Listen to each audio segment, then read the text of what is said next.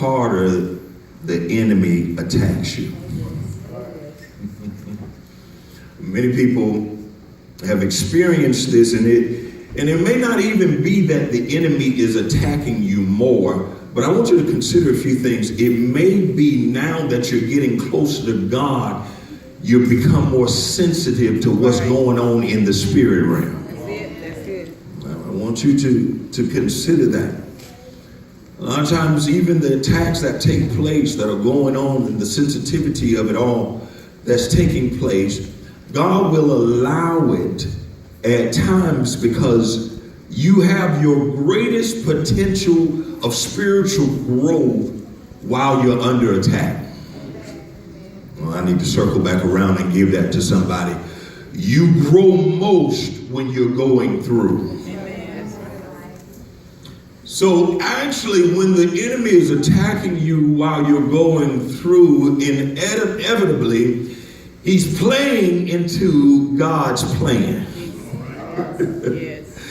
Because when God can allow you to mature in some things, it'll take you to a whole new level.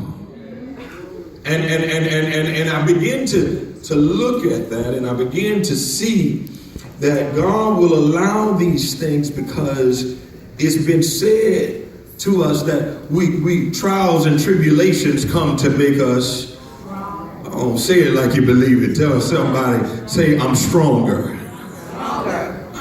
You get stronger when you go through some things.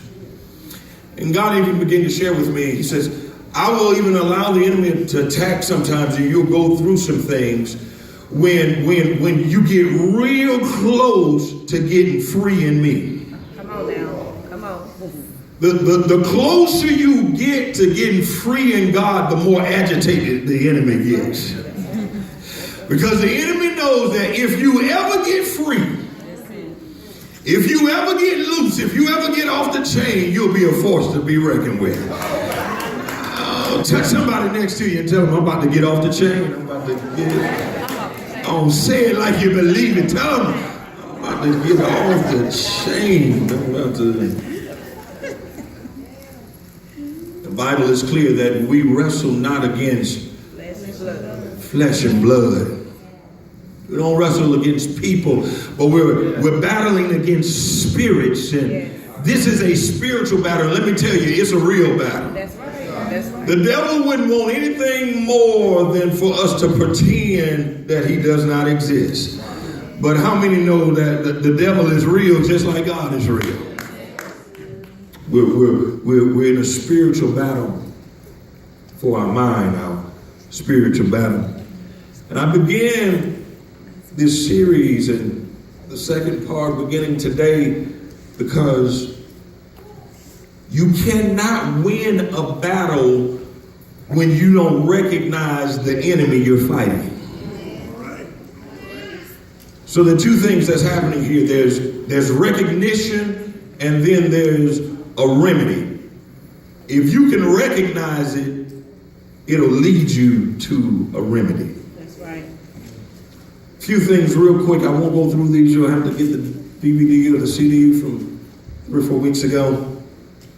But when you're under a spiritual attack, the first thing the enemy will attack you or attack your desire. He'll attack your desire. You don't feel it no more. That's right. That's right. He'll attack your desire. The next thing he'll attack you with physical and emotional exhaustion.